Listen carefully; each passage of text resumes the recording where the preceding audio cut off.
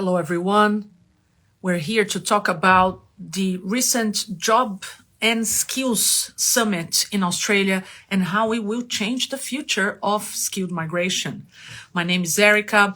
I'm one of the co-founders and directors here at Bravo Migration. Today, I'm here to touch on this important development that we had recently with the summit. So as some of you may know, if not all of you, recently in May, we had elections in Australia, and the party that was in power, the coalition with the Liberals and the Nationals, was replaced by the Labour Party. So the Labour Party is in government. So we knew some changes would be coming when the topic is migration, which is always a hot topic with governments, and it's always in the political agenda. But we're happy to see some action being taken and changes not just being talked about, but actually implemented. One of the things that we saw with the new government was the setup of this summit, so the Jobs and Skills Summit. It happened last week on the 1st and 2nd of September, and it was held in Canberra, and it had the participation of many government agencies, employers, business groups, workers' unions of all types. So it was a huge thing. It was very publicized in the media, and we saw great results coming out of it when it comes to migration. So we can't talk about jobs and skills without talking about migrants in Australia. Australia is a country that has for a long time relied on international workers to fill vacancies. We are a country with a strong economy, but a small population. There's only 26 million of us approximately. So we always struggle to find skilled workers and even unskilled workers to work on unskilled jobs. It's hard to find people to clean houses and offices, people to work in restaurants, people to drive cabs. It's, across the board. So the current government acknowledges that. And with the skills and Job and Skills Summit, they were also looking at how we can solve this problem domestically. Because in the end, the truth is there are many employers suffering and encountering difficulties to hire people from all industries, as I said, across the board. It's always been a problem, but it's a problem that has been exacerbated with 2 years of borders closed. During the summit, the Prime Minister and all the other people involved brought some statistics, and they acknowledge as well that international students take up a lot of the positions available in Australia, take up a lot of the jobs available out there, and help employers and industries continue. Therefore, they help the economy. So we had borders closed for international students, for working holiday visa holders, and for temporary sponsored visa workers for almost 2 years during the pandemic. So we were already feeling the effects of that during those years and months while the borders were closed. But now it has just snowballed even more, and employers are suffering all around. So when the government calls a Job and Skills Summit, they can't talk about filling vacancies without including skilled migration. So there were many measures announced to try to solve the problem at a domestic level, but skilled migration was in the agenda. So what were the announcements that were made at the summit that, in our opinion, will change the face of skilled migration going forward? Number one, the government announced that there's going to be an extension of the relaxation of student visa work limitation. So in January, in an attempt to address the problem already that we were suffering with people with employers not being able to hire for all positions available, then we saw the government in a first. I've been in Australia for 26 years, working with international students and migrants for probably 24 of those years. I've never seen the government do anything like that. So an international student who comes to Australia normally can only work part-time, 20 hours a week or 40 hours a fortnight. In January this year, the government announced that international students and their dependents can work unlimited hours. They can have 4 jobs if they want. They can work even before their courses start, which was part of the limitation. So it was very refreshing to see the government making such a radical change to really try to address the problem. Now, there was a temporary relaxation of student visa work limitations, and the previous government kept stressing on the fact that it was temporary. So we didn't know until when that was going to be in place. During the job summit, the government announced that temporary relaxation will be in place until 2023. So probably until June next year, when the end of the current financial year ends. So this is great news for international students who are here in Australia already or who are considering moving to Australia. The second announcement also has to do with students. For those of you who don't know, if you come to study in Australia doing certain courses, you are eligible sometimes, not all the times, for a graduate visa, subclass 485. There's 2 streams for that visa, one for people who study at the VET sector, so vocational education and training sector, that's technical courses in colleges, and there's a stream for people who apply, who finish their studies here in higher education. So when they complete a master's degree, a bachelor degree, or a PhD. Now that stream is called post-study work rights stream. And depending on which qualification you achieve, you can get a certain number of years to stay in Australia after your studies with full work rights, and normally use that time working here to maybe qualify for a permanent visa. And that's what we try to do with our clients. We use that visa strategically to then get them to apply for a better visa later. So normally when that visa started, it was only given for 2 years maximum. Then we saw with the years expansions to the time students can stay in Australia after studying. And now with the Job and Skills Summit, the government announced that those international students who come to Australia and complete a bachelor degree, normally they would get a 2-year graduate visa, so they could stay in Australia working full time and doing whatever they wanted. That's going to go up to 3 years. Master degree graduates were getting 3 years of stay after their studies since last year. Now they're going to get 5 years. And if you come to do a PhD in Australia, which is not very common, but there's many PhD students out there who are on international student visas, then that was already great. You could get a 4-year graduate visa. Now that's going to go up to 6 years in some cases. So again, great news for international students. Now, this has to do with skilled migration, because if we have students staying here, so we will have more students coming because they can work full time, at least until June next year.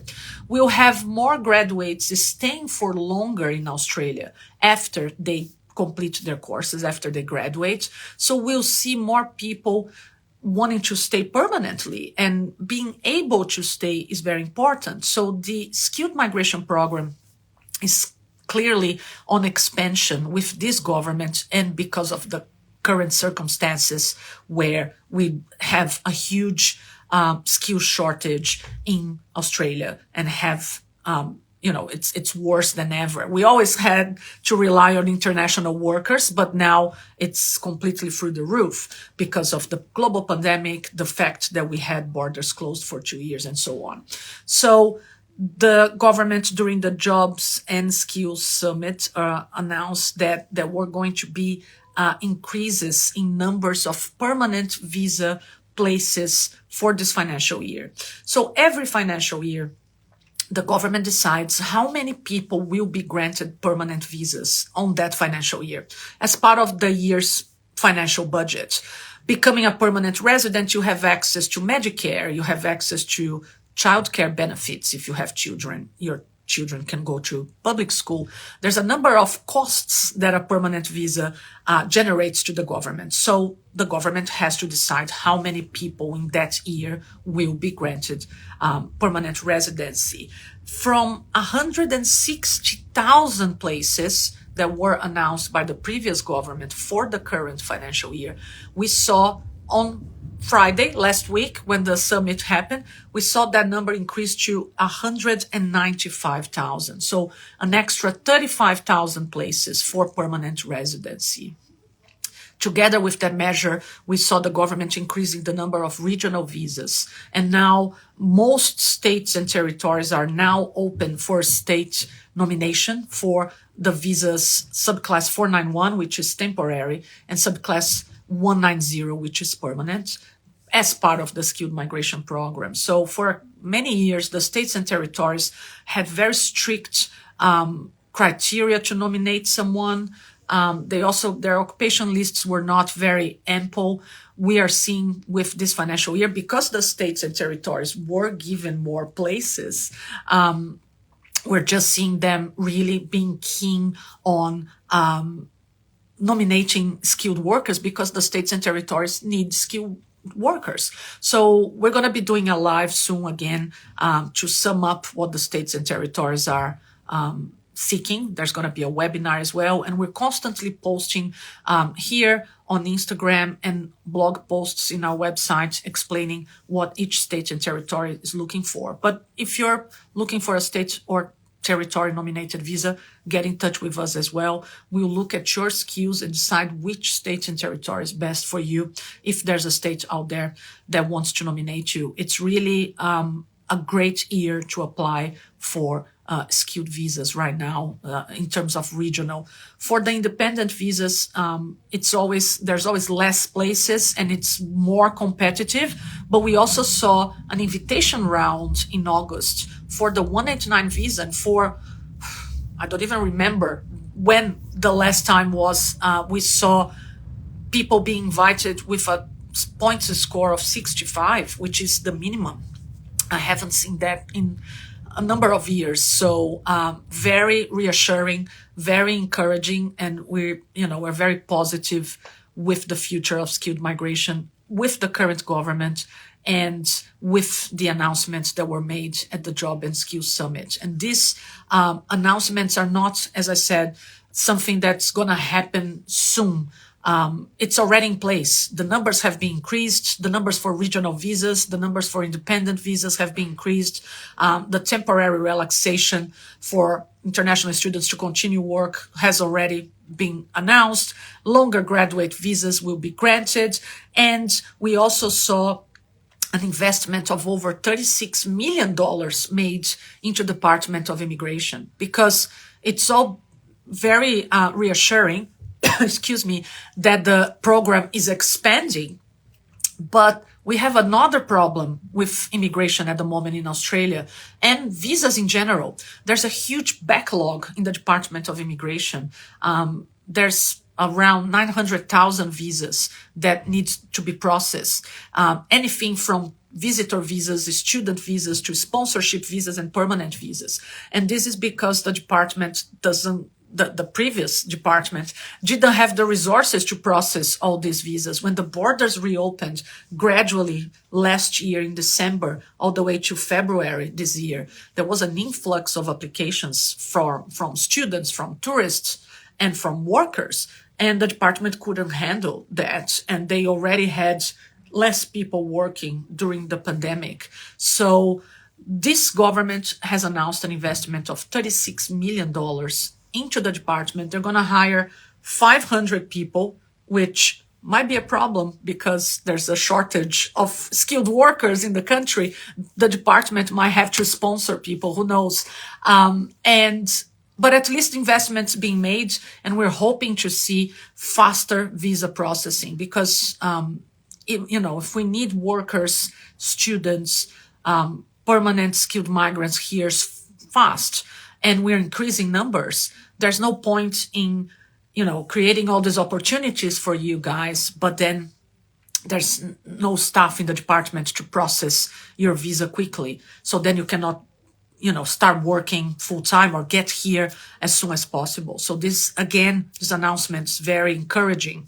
Now, my favorite announcement before I leave you, as I've been talking for a while now, my favorite announcement today is that this government is looking at creating more permanent residence pathways. So we have had since 2017, when the government announced the end of the 457 visa, the abolition of that visa, the abolition of the 457 visa was not such a big problem in people's lives. The problem was that before 2017, anyone who got on a 457 sponsorship visa could later apply for a permanent employer residence visa. So we would have people coming from other countries to work in Australia, and after 2-3 years, they would be able to get a permanent residence visa if nominated by their employers. Nothing more fair. If you come to work here, you're contributing to the country, you're contributing to the economy, you're paying taxes. There's got to be, in our opinion, a pathway for you to stay longer if you want. Now, the previous government was not very keen on this, and they cut this option and left this option open only to workers, skilled migrants who have an occupation on the medium and long-term skills occupation list. So not everyone who gets a sponsor today can apply for permanent residence. This government has always been against this when they were the opposition. And since coming back to power, they have already announced several times that they're looking at that. And during the Job and Skills Summit, they have confirmed that they are looking at creating a pathway for permanent employer residence for everyone who is sponsored in Australia, not regardless of if your occupation is in high demand or not. So this is one of the announcements that doesn't have a concrete date to start or solid details, but I'm not surprised to have seen it at the Job and Skills Summit. This is the position of this government, as I said, even when they were the opposition before, regardless of what their occupations are, we'll have a pathway. So I hope this has been useful. If you have questions, get in touch with us. I received 2 questions here. Someone saying, could you please speak in Portuguese? I unfortunately no. If you don't speak English yet, then the skilled migration program is not for you. You need to first, enhance your English speaking skills, because all the visas will require you to speak some sort of English. And we're doing this live for all our clients of all nationalities in Australia. So sorry, but feel free to send us an email. Someone else is asking about the English requirements for the 491 visa. Is proficient English a requirement for all the states? Not necessarily.